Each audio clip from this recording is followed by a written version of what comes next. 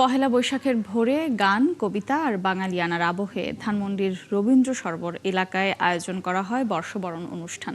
সুরের ধারা আয়োজিত এই অনুষ্ঠানে অংশ নেন দেশের বরেণ্য শিল্পীরা। বিস্তারিত জানাচ্ছেন সবুজ মাহমুদ।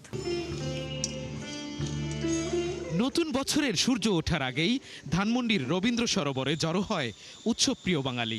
লাল সাদা পোশাকে আর হাতে বৈশাখী সাজ, তাতেই সেজেছে পুরো সরোবর। ছিল নিশ্ছিদ্র নিরাপত্তা। সকাল ৬টায় সেতারের মনোমুগ্ধ পরিবেশনায় শুরু হয় মূল অনুষ্ঠান। সমবেত কণ্ঠের পরিবেশন, নতুন বছরকে বরণ করে নেয় সুরের ধারা পরিবার। এরপর বরেণ্য শিল্পীদের রবীন্দ্র এবং লোকসঙ্গীতের মূর্ছনায় তৈরি হয় অন্য এক আবহ। রবীন্দ্র সরোবরের দর্শকরা উপভোগ করেন এই মনোজ্ঞ অনুষ্ঠান।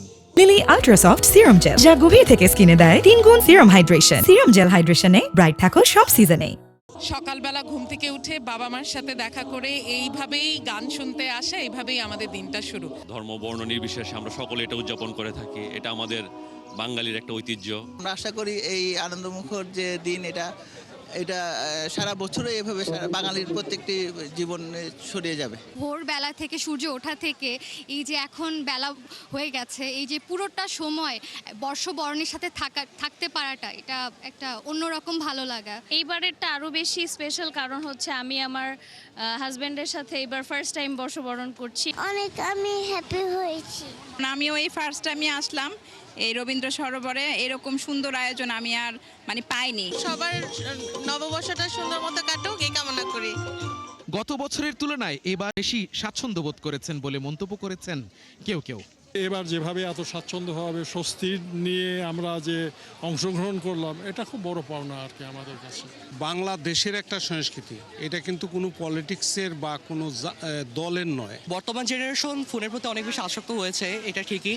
তবে আমরা প্রত্যেকেই শিল্পীরা চেষ্টা করছি ঐতিহ্যটাকে ধরে রেখে সামনে এগিয়ে যাওয়ার। পয়লা বৈশাখের অনুষ্ঠানটা শুধু একদিনের জন্য না, এই যে অনুষ্ঠান, প্রাণের অনুষ্ঠান, এটা যেন সারা বছর ভরে থাকে। নকলকে পরিহার করে এই নববর্ষে বাংলাদেশে আবার নতুনত্বের সাজ নিয়ে যে ব্যাপকতায়, নান্দনিকতায় প্রকাশ করছে এই রবীন্দ্র সরোবরে এসে, সে সত্য এবং সুন্দরটা বুঝতে পেরেছি। সমবেত কণ্ঠে বৈশাখের গান পরিবেশনে শেষ হয় এবারের আয়োজন। 1433 বঙ্গাব্দের ভোরের আলো ফুটতেই গান, কবিতা, রং আর বাঙালিয়ার আবহে জেগে উঠেছে রবীন্দ্র সরোবর। লাল সাদা ঢেউয়ে পুরনোকে বিদায় জানিয়ে নতুন স্বপ্নে বাংলা নববর্ষকে বরণ করে নিয়েছে রাজধানীবাসী। সবুজ মাহমুদ, ৭১।